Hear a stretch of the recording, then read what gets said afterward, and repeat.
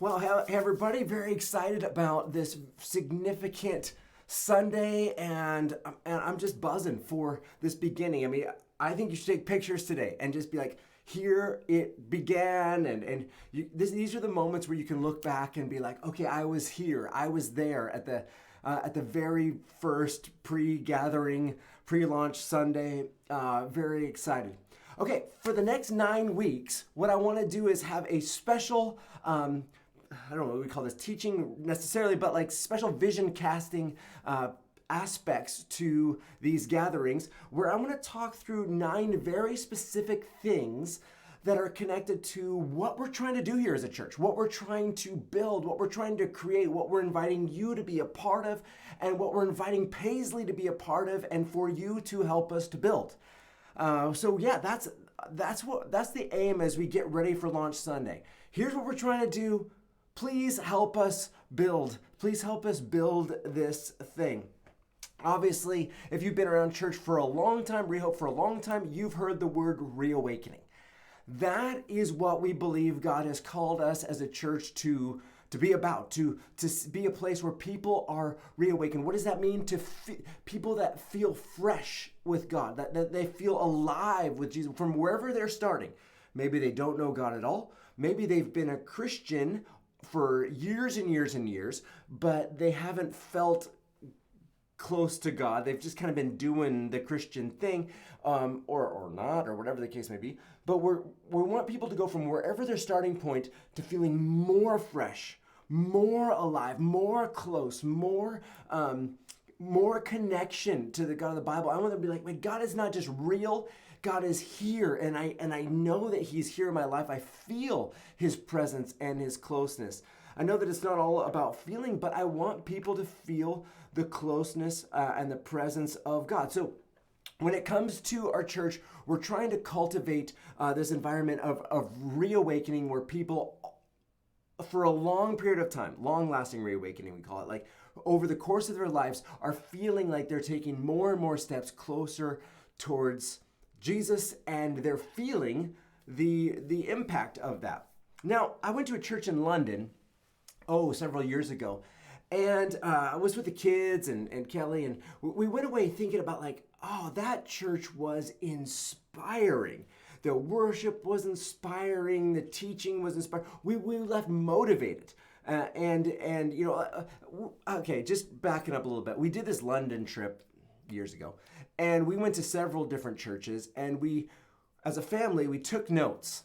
And, Owen was little, and so his comments might have been like, the chairs were hard or something like that. But just as a family, we just assessed churches, not to be critical, because we're not actually critical people, but because we want to capture any learning that we can. What are the things that we want for Rehope in order to make Rehope great?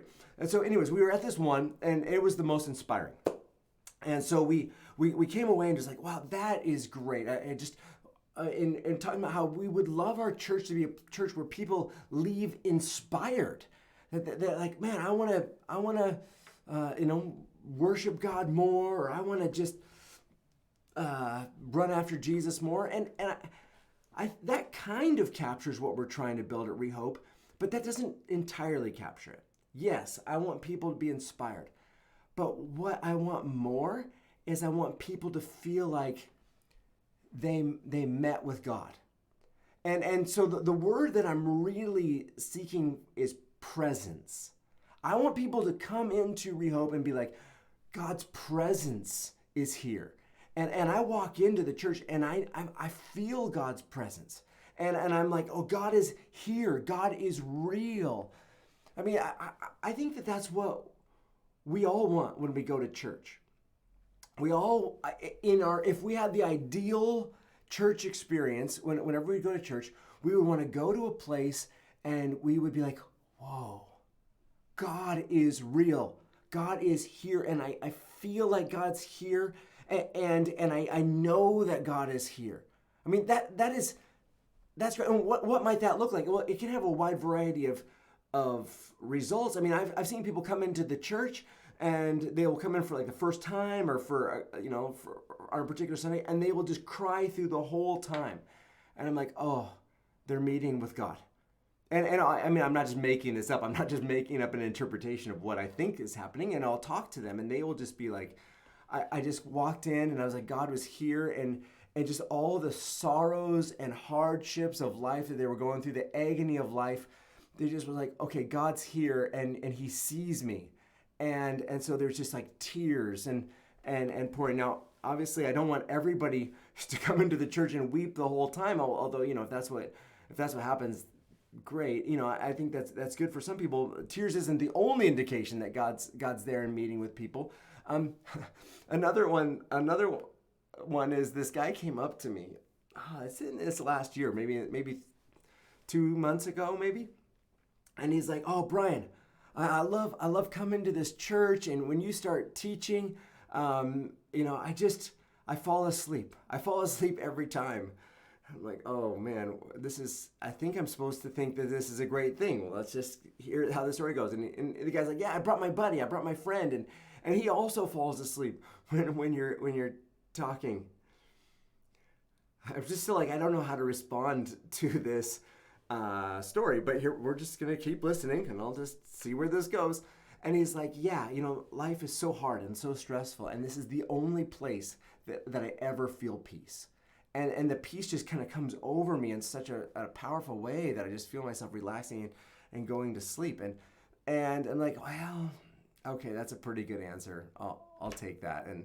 And if they can get a sense of like, if what they need, and actually English wasn't their first language, and so if what they need is just an experience in God's presence, that where the burdens of life lift away, I'm like, okay, you know what? I'll take that. It's not about my teaching or whatever. It's about meeting with God and God's presence as the number one thing. So, yeah, I mean, so sometimes God's presence feels like peace. Sometimes God's presence feels like encouragement. Sometimes God's presence feels like I'm excited about God again. I wasn't, I was just kind of doing the church thing, or I just kind of just been being, religiously, and not in a negative sense, but in a faithful sense, faithfully attending church, faithfully a part of, like just kind of showing up, and then boom, God breaks through.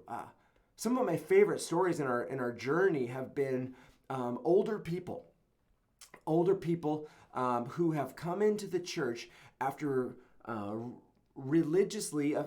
faithfully is the better word. Faithfully showing up at church all their life, decade after decade, faithfully. And then they would come into our church and they would have such a sense of God's presence, it would change their life in their 70s.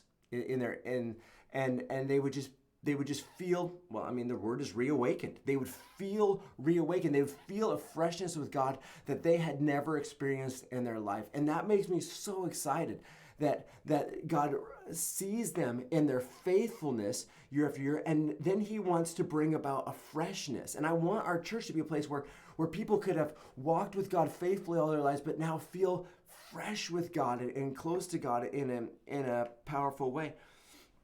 So I also like, what might it feel like when God's presence is in the place? Comforted.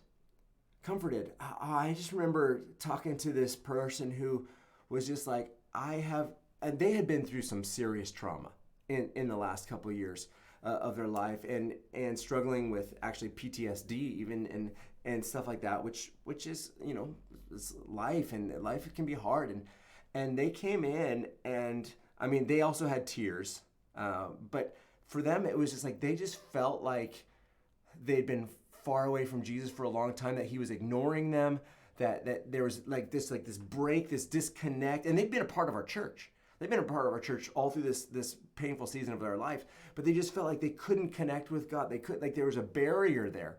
And then one Sunday, they just felt like Jesus was sitting next to them, just giving them a big hug. And it was just everything that they needed. They didn't need the message for the day. They needed to connect with Jesus for the day. And it's that kind of presence and closeness that I want people to be experiencing every week. Whatever they need for the week. Do they need the peace for the week? Do they need the sense of comfort for the week? Do they need joy? Do they need to just be in God's presence and feel God's happiness? And God has so much joy. He's got all of these things need to feel loved by God and not rejected, not dirty, but feel washed and cleansed, and like this week is a place of a new beginning for their lives. I want people to walk in and be like, God is here. God is real. When it comes to telling people about Jesus, sorry, light bulb. I try. When it comes to telling people about Jesus, I'm just like, I can tell people about Jesus, but what really needs to happen is they need to meet with Jesus. You need to meet with Jesus, and just be like, okay, he is real, and he is here. So yeah, the reawakened life is connected to feeling close to Jesus and feeling fresh with Jesus. And so some of those kinds of things are what we're trying to build here for you, but also what we were inviting you to help us build in this place, in this church. Now, I keep trying to scroll up. This is not an iPad. This is just a paper pad. And my scrolling up is not getting me anywhere here, but I try. So that's what we're aiming for. How do we do this? How do we? I'm very much a how person more than anything. I know I'm a why. How? Why do we do this? Because we want to see God's presence here, and because we definitely believe that more than the worship, which I think is great, more than the teaching, which I think is great. If we can get people in God's, everything is about pointing people to God and God's presence. So how do we cultivate that sort of environment?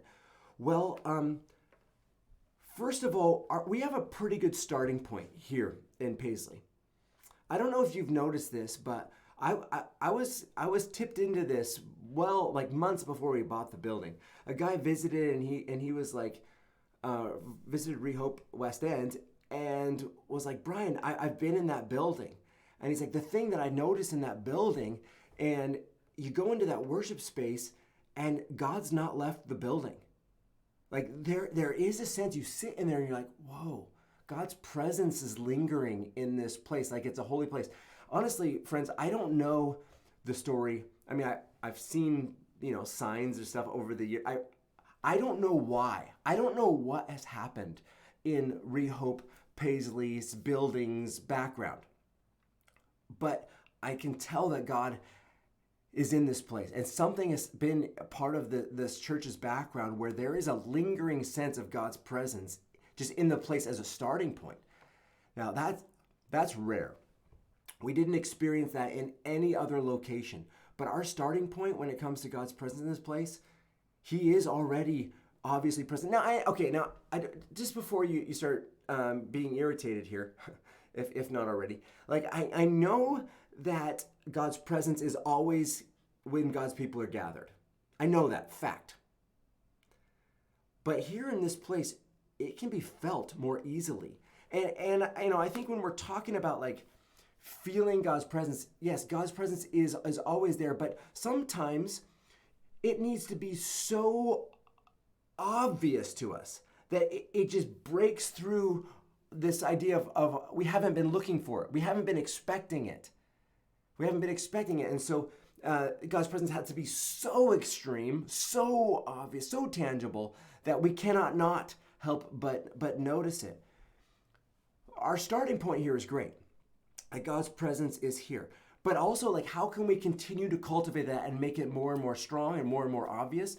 Well, number one, what you need to know about Rehope is we have a unique commission. Our commission is reawakening. And part of reawakening is for people to feel like they're in close, fresh relationship with the God of the Bible, with Jesus. And so because we have a special commissioning, we can tap into that as a church.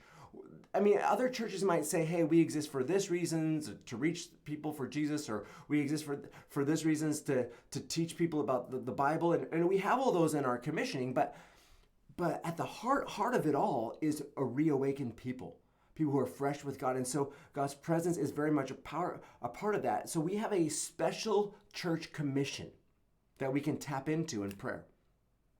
Also, connected to that is pre-service prayer. I hope that you guys are ready to be a part of pre-service prayer from the beginning. And that's where we're praying that God shows up. Don't miss praying for God's presence to be obvious, that people are meeting with God and they're having their encounters with God every day. I want people to come in and like, God is real, God is here. So you can be, pre-service prayer is one of the things that we do, and that's why it's important that all of our members are part of pre-service prayer. Thirdly, we cultivate the room. We cultivate the place, the holy place where where we want God to be meeting with people. And so, we've anointed the main room with oil. We have prayed in that space already. We're going to continue to do that. We're going to want to keep praying for that environment. Now, that also means protecting that environment, the gathering environment, where we don't want anything that is going to insult God to be in that place. So, I don't want the sound system being used to just play any old music, any old secular music. I want it to be a sacred space. And I want the sound system to be used for sacred purposes. And so, with God's favor and blessing over it. It's important. But sometimes that will happen where it'll be used for non-God purposes, and I don't want God to be offended in our space. And so we constantly be reconsecrating, re-cleansing, re-praying over, but definitely protecting the space and keeping it as a clean space, especially when we have rentals coming in. I want to be really mindful of continuing to clean the space and asking them to honor the space. We also read the Bible out loud, cover to cover, every year, and just making sure that we just saturate this place with God's presence and God's word. It's very powerful. But yeah, we cultivate the room. We cultivate the room. What else we got on my list? Okay. Also, one of the things that we cultivate this environment is for you to personally be aware. More aware. Like you walk in the room and be like, is God here? Is God's presence here? Can I feel God's presence in the room? And if you're not used to that, first of all, that's a life-changing practice when it comes to coming to church. Because so much of what usually has to happen is we like the worship has to be so inspiring to break through the fact that I'm not even paying attention to God's here. I'm just kind of doing church. But if you walk in and you're like, okay, can I feel God's presence in this place? And if not, well, that's what I want to be pursuing personally. Is there a sense of like, yeah, God is near. Okay. But one of the ways that we cultivate it is, first of all, being aware of it and being sensitive to it. God, yes, is God in this place? Great. Okay. Then following straight out of that, not only are you aware of it personally, but telling people. I was greatly helped by this guy telling me this is a place where God's presence is still lingering, and now it's like I cannot not see it anymore, and it accelerates my connection and my awareness of God's closeness and of God's presence, to helping other people to identify it, helping other people to look out for it. That's gonna help. That's going to help everything we're trying to do here. That's going to help us be a church where people are meeting with God. They know that he's real. And it kind of helps them get past that I need a breakthrough. It's like, no, you don't need a breakthrough. You just need to be aware. Yes. Can you see it? Yes, God is here. Okay, sixthly, or I don't even know what number we're on here. You running after Jesus in worship and you leaning in that area helps the environment, because God loves to be worshiped. God loves to be praised. I can't expect that of people who are here for the first time or for the second. Usually a lot of times people are observing, like, what's going on here? What's happening? I don't know this music, and this environment's a little bit different than I've been a part of. I mean, especially when you see how the worship room's going to be coming together. I'm very excited about the plans for that. But like there's so many distractions, and it takes people some time to get past this is different, to be able to worship themselves. But if there's worship happening, and which means if it's coming from you, if you're worshiping, then God's presence is becoming more attentive to this place, because God loves to be worshiped, and when he's worshiped, he's aware, and his focus goes to those places. So, running after Jesus in worship, yeah, so crucial for early days, especially the earliest days of starting a church and starting a services. Like God having the people who are there as the core, as the founding people, ready to lean in, and that will set the environment. And also then connected to worship is the teaching and being ready to respond. Obviously, God doesn't reawakened people are people who are responding to what God's doing or to what God's saying. They're not just enjoying the feels. Yes, God's presence is here. Reawakened people experience the closeness of God and then they act on it, and that's how you keep it going for a lifetime. People who experience the closeness of God and don't act on it, then it's going to fade. Their sense of God's closeness is going to fade because their favor is fading because they're not responding. They're walking in some disobedience there, where you responding to God week after week, that's going to help keep yourself fresh with God, and you being a part of this church is going to help keep this church fresh with God. Anyways, as I always say about when anything coming to reawakening is reawakening begins here. And right now in this early pre-launch days of the church, what I'm saying is reawakening begins with us here in this space, with you, with each one of us being like, okay, we're gonna run after Jesus together. We're gonna be aware that we're inheriting something great from this building, that there's a sense of God's presence, and inheriting something great as a church, as Rehope Church. We're inheriting something great. We're going to be praying for it in pre-service prayer. We're going to be cultivating it in our room. We're going to be identifying it ourselves. We're going to be helping other people identify, yes, God is here. We're going to continue it going by leaning in and worshiping Jesus ourselves and kind of setting that environment and then responding to the teaching. Those are ways that we're going to work towards cultivating an environment where God's presence is here and where people can experience reawakening. I'm not sure if you have any other ideas, but I would love to hear other ideas. Maybe you guys will get a chance today to talk about other ways to cultivate this place, to be a place where reawakening is happening. I do encourage you, if it's safe in the other room, to kind of go in there maybe before you leave and just kind of look around and be like, God, can I sense God's presence is here? And just be like, oh yeah, God's presence is here in the main room. All right. Anyways, family, that's what we got for today.